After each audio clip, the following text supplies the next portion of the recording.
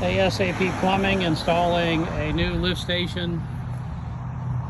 Lift station is there, and this is the outlet side. Here is our new valve box. There's our county force main that we're going to tie into. This is the valve box. It is made out of fiberglass with a traffic lid sitting about 10 inches above grade.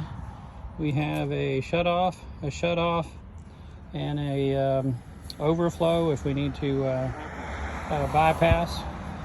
So it's a bypass overflow in case our system goes down, and a check valve. And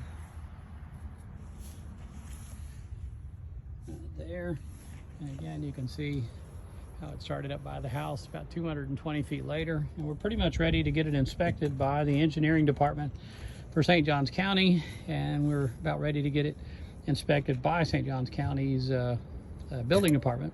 So we do have a permit on it. Again, ASAP Plumbing, 904-346-1266, 904-346-1266.